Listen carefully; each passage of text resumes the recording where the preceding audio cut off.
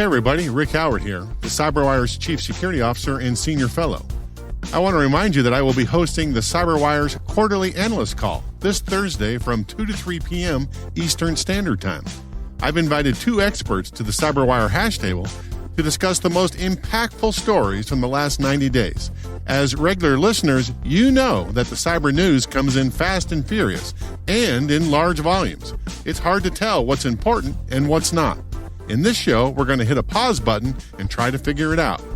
Come join us. It's always fun and entertaining, and you might learn a thing or two. You can register at the CyberWire's website. Just click the register button at the top of the page that says CW Pro Q3 Analyst Call, and I hope to see you there.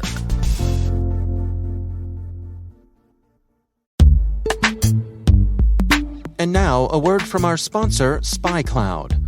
Stolen credentials are an open door to your corporate assets. SpyCloud is the world leader in recapturing breach data and making it actionable to prevent cyber attacks.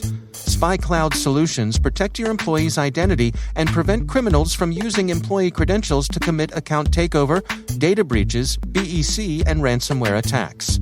Visit spycloud.com/cyberwire to check your breach exposure now and see how global businesses are using SpyCloud to negate the value of their employees' stolen data.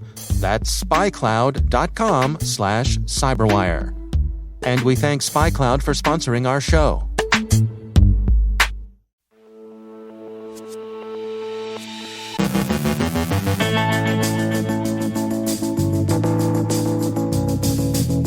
The triumphant homecoming of Huawei's CFO. Microsoft describes the FoggyWeb backdoor, a significant cyber espionage tool.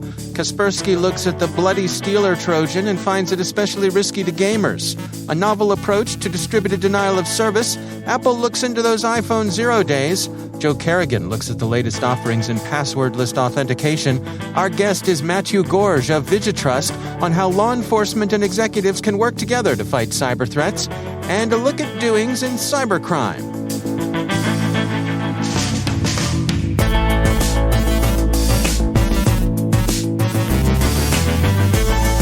From the CyberWire studios at Data Tribe, I'm Dave Bittner with your CyberWire summary for Tuesday, September 28th, 2021.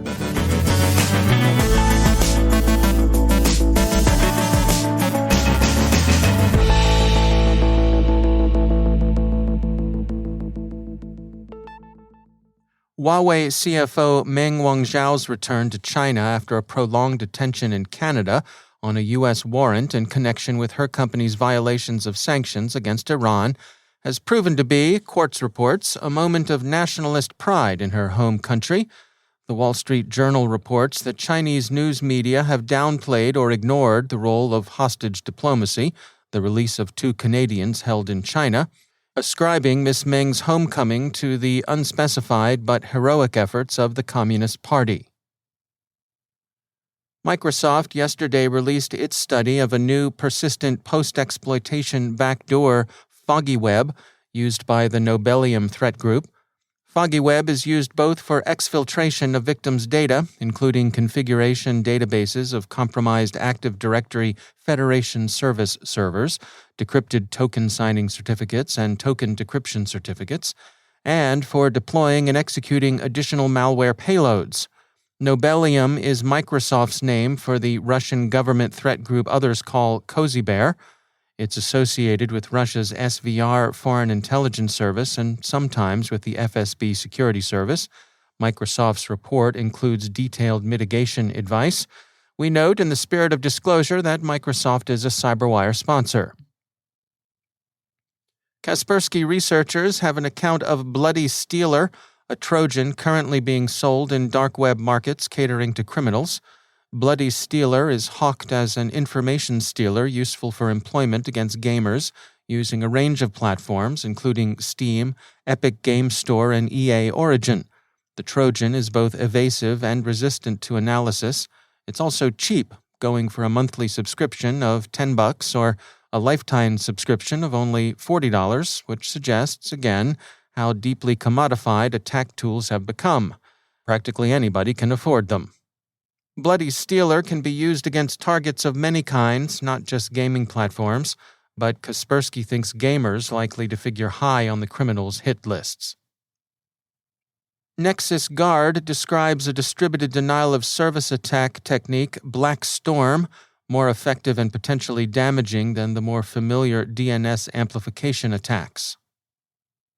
Vice reports that Apple is still investigating iPhone 0 days disclosed by frustrated researcher Haber, and that Cupertino has apologized for its dilatory response to his bug program disclosures. And now, let's check the hot sheets, the police blotter, the supermarket tabloids, the places where the men in black would get their news, as if the men in black needed to get their news from anywhere, other than from us, of course. U.S. attorneys for the eastern and northern districts of Texas have indicted a large number of alleged criminals for cybercrimes.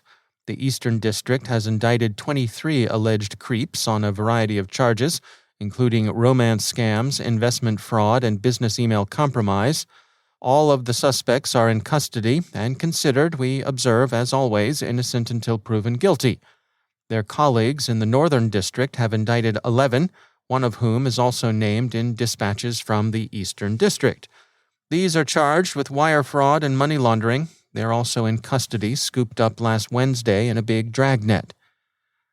The crimes charged are particularly loathsome in that they frequently involved elder fraud. They were also lucrative, netting the hoods at least $17 million by the U.S. Attorney for the Eastern District of Texas's reckoning. Acting U.S. Attorney Nicholas J. Ganjai said in the Justice Department's press release, quote, "The criminal conduct alleged in this case is sophisticated in its means, expansive in its scope, and callous in its aims. The indictment alleges a scheme where all manner of fraud, including romance and investment scams, was unleashed on an unsuspecting American public, including the elderly and most vulnerable, with the ill-gotten gains siphoned off and funneled overseas. The amount of loss, both financial and emotional, alleged in this case is nothing short of staggering." End quote. His colleague in the Northern District of Texas was even harsher in his estimation. Acting U.S. Attorney Prarak Shah said at a press conference announcing the charges, quote, "Crimes like these are especially despicable because they rely not only on victims' lack of internet savvy, but also their isolation, their loneliness, and sometimes their grief. As the victims open their hearts, the perpetrators open their wallets. The only mistake these victims make is being generous to the wrong people." End quote. The crew arrested are believed to be part of a transnational gang whose activities emanate from Nigeria. The record reports that the suspects are thought to be members of the Black Axe, a Nigerian criminal confraternity that emerged from university student associations in the 1970s, with quasi-religious overtones. Members are said to hold that they have a duty to prey on the gullible, the unwary, the weak. They're known for human trafficking, violence, and drug trafficking, and of course, online fraud. 419 scams, the familiar Nigerian print scam, is often used as an initiatory crime for new members. What else? Well, there's this, some third-hand news of gangland, but it looks legit. Reuters reports that TASS, the Russian news service, is authorized to disclose that one Alexei Burkov has been deported from U.S. confinement back to Russia. He was arrested in Israel in December of 2015 and extradited to the United States in November 2019. In January of 2020, Mr. Burkov pleaded guilty to fraud, identity theft, computer intrusions, and money laundering. He was operating websites that facilitated carding and other computer crimes. Why the man booted him out of the U.S. is unclear, since the U.S. and Russia don't have an extradition treaty, but Mr. Burkov isn't likely to be getting a hero's welcome in Moscow. He's wanted there on Russian charges, too. The Wall Street Journal says a U.S. cryptocurrency expert has pleaded guilty to illegal export of blockchain technology to North Korea. Virgil Griffith took the plea yesterday in a Manhattan federal court. He'd been, until his arrest in November of 2019, a senior researcher for the Ethereum Foundation. The occasion for his offense was his attendance of a 2019 conference on blockchain technology where he consulted with the North Koreans. The U.S. Attorney for the Southern District of New York charged him with conspiring to violate the International Emergency Economic Powers Act, the law that prohibits U.S. citizens from exporting goods, services, or technology to North Korea. The blockchain may still look like something out of a techno-libertarian Wild Wild West, but prudent desperados should know that law west of the Pecos stops somewhere east of Pyongyang.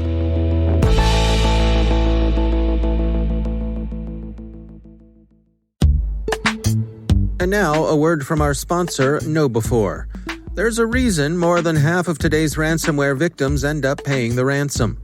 Cybercriminals have become thoughtful, taking time to maximize your organization's potential damage and their payoffs.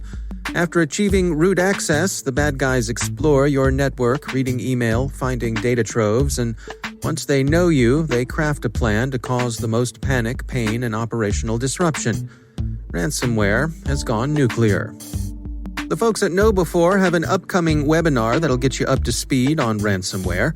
In this webinar, you'll find out why data backups, even offline backups, won't save you, why ransomware isn't your real problem, and how your end users can become your best last line of defense.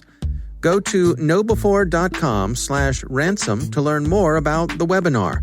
That's knowbe4.com/ransom.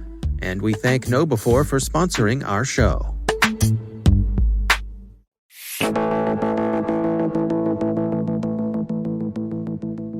When a data breach or other security incident occurs, many organizations are hesitant to call in law enforcement. There are a number of reasons for that reticence, be it fear of additional scrutiny, bad PR if the incident goes public, or just a general distrust of the police. Mathieu Gorge is CEO and founder of VigiTrust, a provider of integrated risk management SaaS solutions. I checked in with him for insights on how we might see better collaboration between law enforcement and the private sector.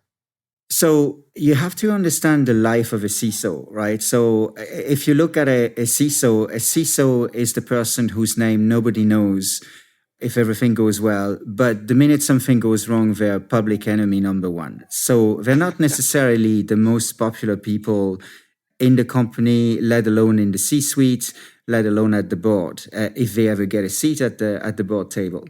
And so they tend to shy away from anything that has any kind of connection, remote connection to legal stuff.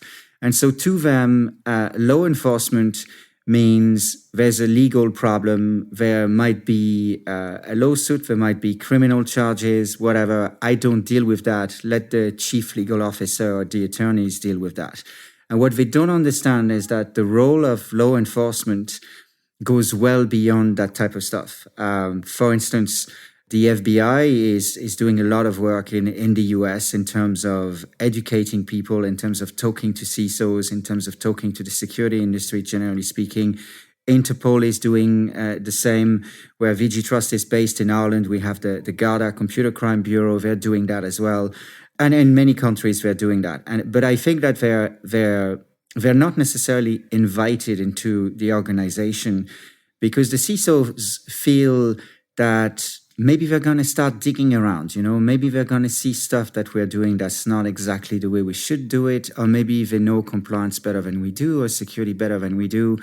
And they may find issues that we're not aware of, or they may highlight issues we are aware of, but we haven't managed to address yet. And so they see them as clearly as somewhat of the enemy. And I think that's the wrong approach. And so what we're seeing now is we're seeing law enforcement worldwide trying to address that misconception out there by providing stuff back to law enforcement. And if I may, there's another point there in that you look at public-private partnership, generally speaking, whether it's for security or not, there's always a feeling from the industry that the industry gives way more to the government than the government gives back. And that feeling is very true in cyber.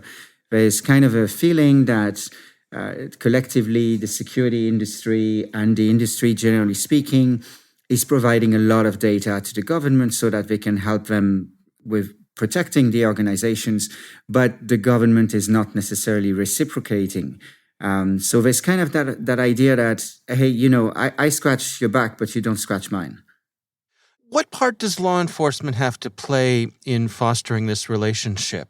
Should they be doing a better job at outreach, at saying, if we come and engage with you, it's not going to be a fishing expedition? Yeah, I think that's a fair point. I do believe that some of them are doing a good job at that. They're still kind of faced with some pushback, as I explained earlier. But yes, I think they need to really share information, right? And that's the issue, that there's still that kind of conception out there that we are going to share information with them, but they're not going to share information with us. At VigiTrust, we have a global advisory board, which is a non-commercial think tank with about 700 members, CISOs, board of directors, regulators, law enforcement, academia, and so on. And the guys that we have that come to talk to our advisory board, and some of them are actually full members of the board, are from FBI, Interpol, local police, and they share data. And yes, they share data to a smaller group of people that they've already vetted and so on, but they're quite happy to share some data, and they're happy to say, hey, we're seeing that type of attack. We're seeing a rise of that type of attack in that particular industry, in that particular region. Hey, we're seeing a type of attack we've never seen before. We're also seeing attacks that we don't understand. Have you guys seen those attacks? And it's kind of that whole idea of creating a dialogue and a two-way street as opposed to a one-way one. So to that extent, I believe that they still need to do a better job at volunteering information to the public. The selected public in terms of CISOs. But I do believe they are going the right direction. That's Mathieu Gorge from VigiTrust.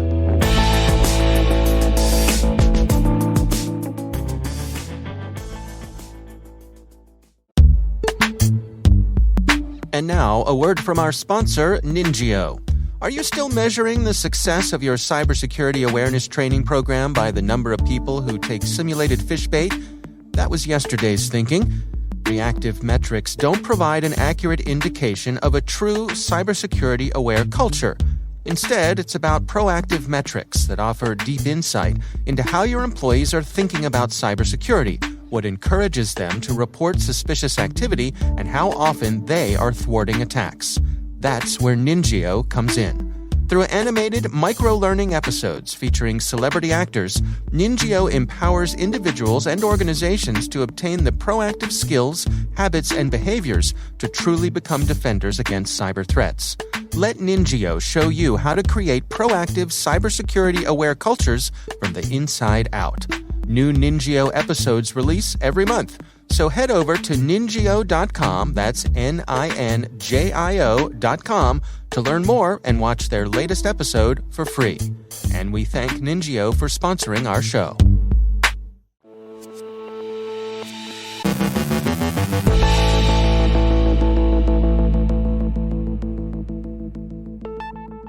And joining me once again is Joe Carrigan. He's from the Johns Hopkins University Information Security Institute, also my co-host on the Hacking Humans podcast. Hello, Joe. Hi, Dave. Interesting article. This is from Wired, written by Lily Hay Newman, and it's titled, "You Can Now Ditch the Password on Your Microsoft Account." This is something we talk about a lot over on Hacking Humans, right? People dealing with passwords. So what's going on here, Joe? Dave, it seems like passwords or getting rid of passwords has been on the horizon like fusion power, right?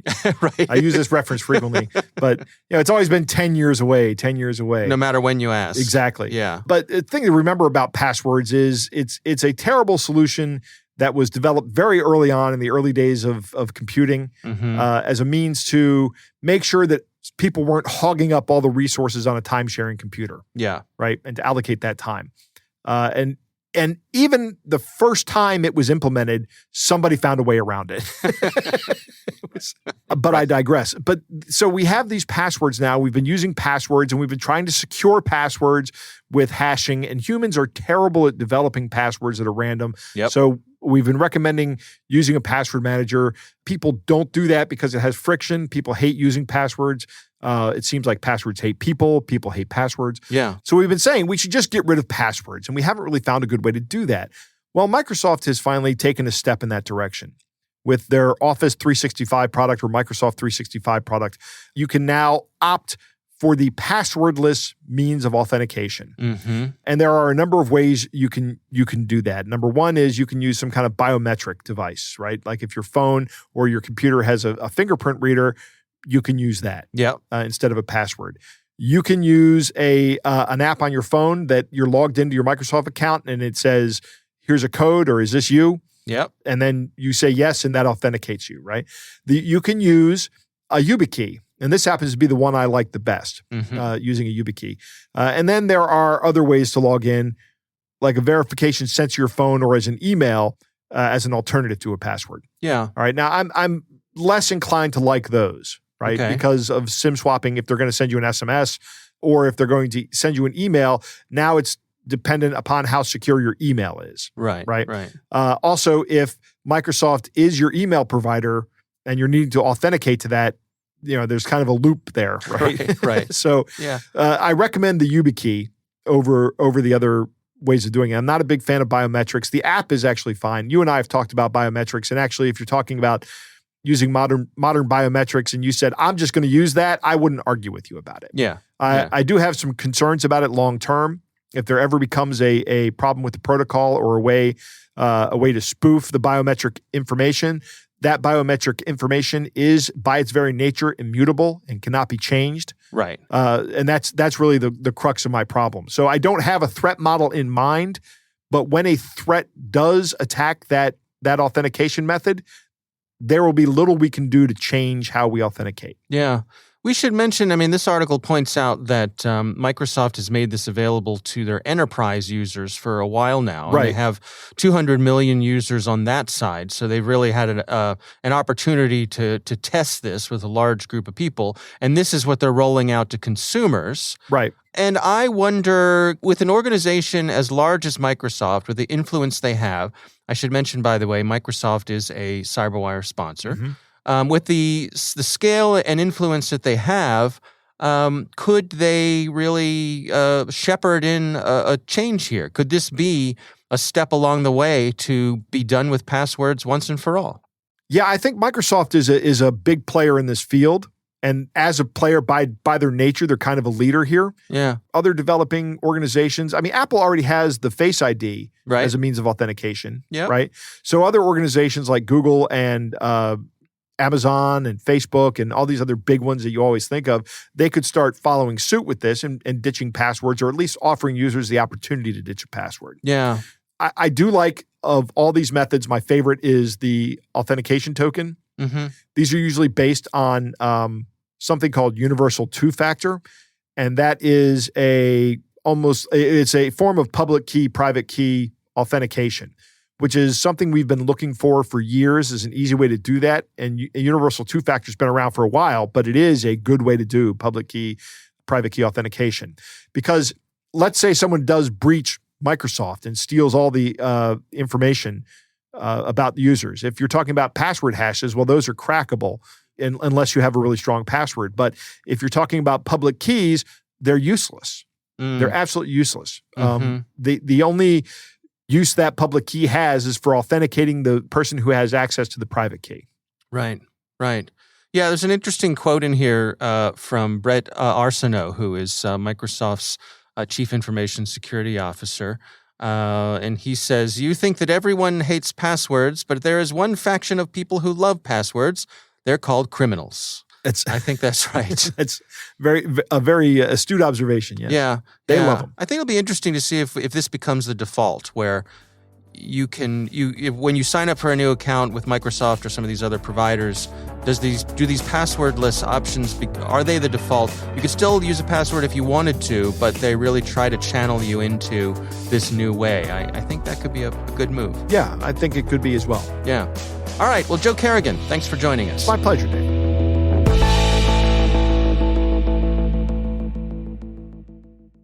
Thanks to all of our sponsors for making the CyberWire possible. And speaking of sponsors, stay tuned for a message from our sponsor, Arctic Wolf.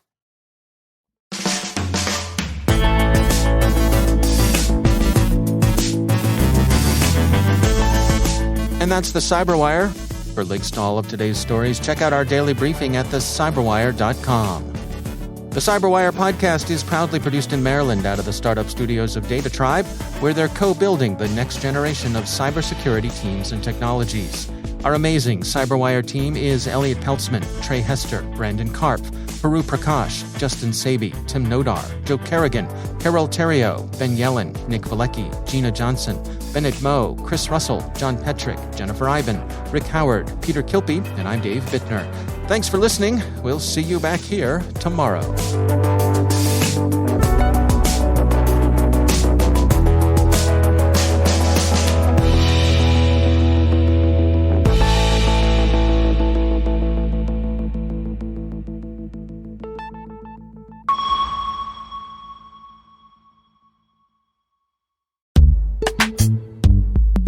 And now, a message from our sponsor, Arctic Wolf. When it comes to mitigating the impact of a security incident, minutes matter. So the question is, how long would it take your organization to detect a ransomware attack? The answer could be the difference between business as usual and devastating consequences to your customers' bottom line and reputation. Learn how the Arctic Wolf platform and concierge security team can help your organization detect the undetectable, not in days or hours, but minutes. For the first time, take an exclusive look at how their experts investigated, escalated, and remediated a real-life ransomware attack on a local government organization. Visit arcticwolf.com/cyberwire to check out on-demand webinars, an interactive timeline, and find resources to help you learn how to continually improve your security posture over time. With Arctic Wolf, stop breaches before they disrupt business. Explore real-world examples at arcticwolf.com/cyberwire. And we thank Arctic Wolf for sponsoring our show.